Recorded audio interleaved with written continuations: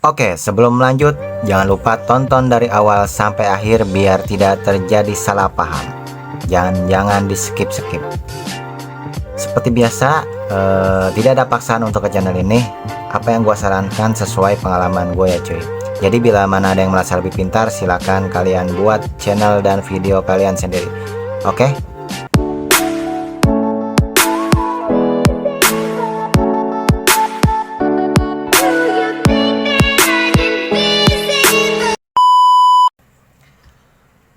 Nah, bismillahirrahmanirrahim. Assalamualaikum warahmatullahi wabarakatuh. Jadi di video kali ini gue baru konten lagi karena lagi kurang fit dan juga lagi ngurusin kiriman-kiriman buat konsumen. Nah, gue bakal jawab dari pertanyaan komentar ya cuy. Nah, seperti apa sih komentarnya? Nih, simak cuy, dibaca.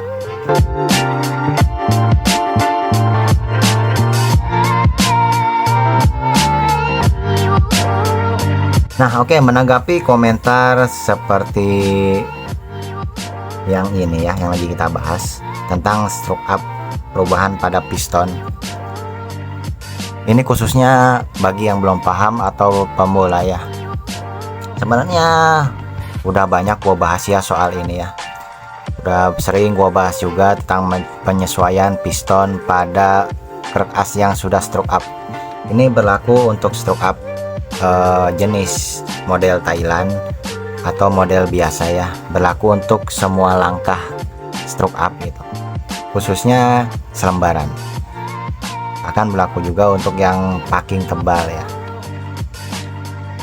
Nah, di sini gua jelasin 99% ini sama prosesnya atau sama perubahannya.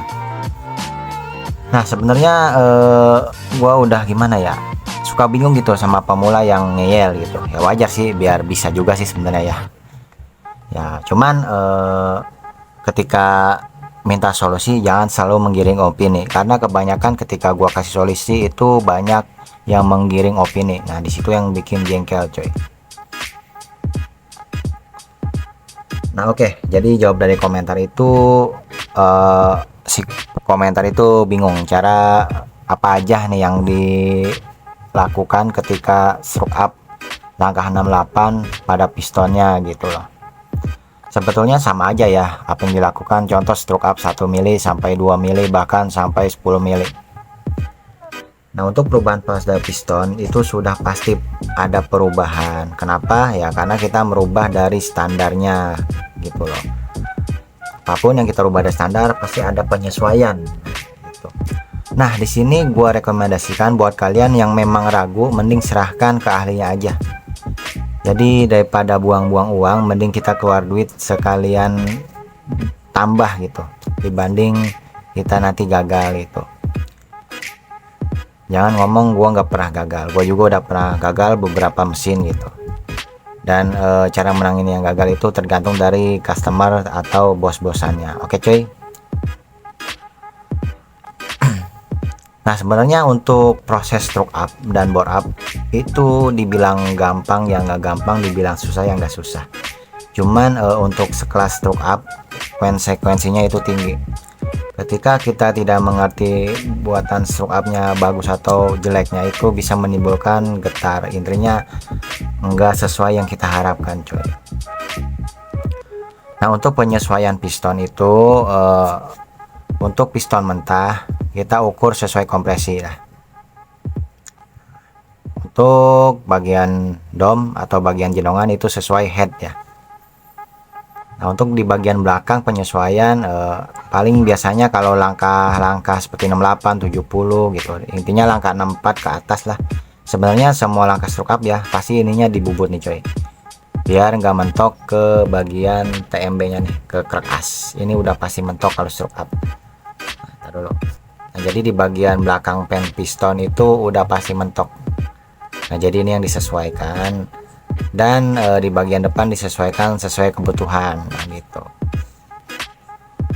Nah, makanya di sini khusus pemula-pemula itu uji coba itu bagus, cuman kita harus paham skill dan basic kita juga coy gitu.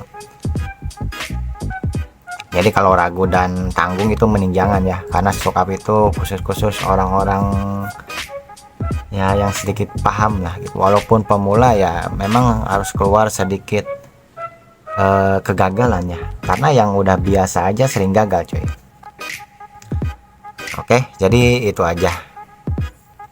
Ini berlaku untuk stroke up berapa aja, jadi nggak berpatok ke stroke up langkah berapa aja ya. Ini untuk stroke up semua langkah gitu, atau semua jenis yang kertasnya sudah di stroke up.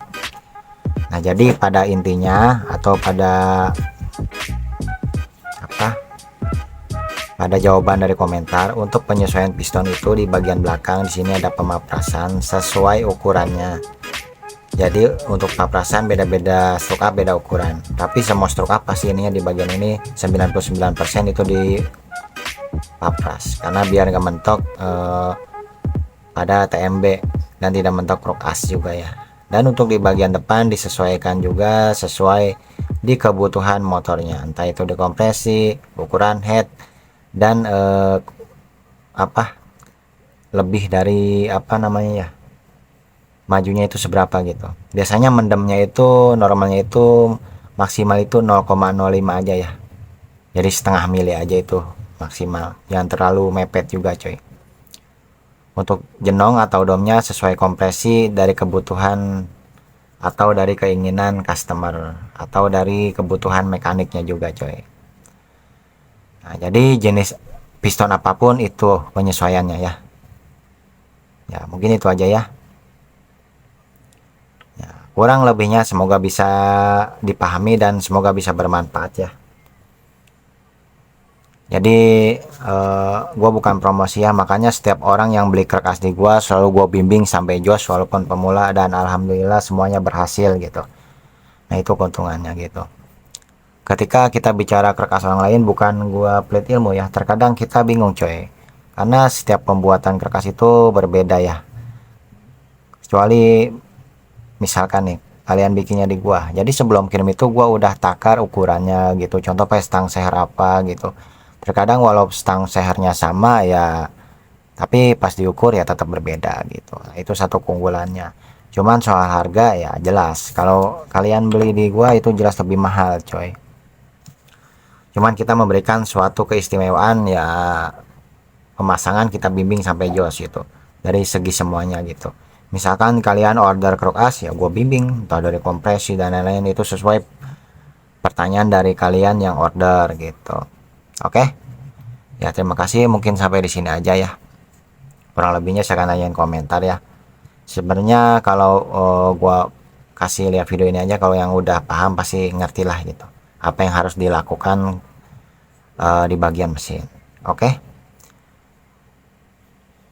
jangan lupa di like, komen, dan subscribe ya coy. Sekian dari gua, wassalamualaikum warahmatullahi wabarakatuh.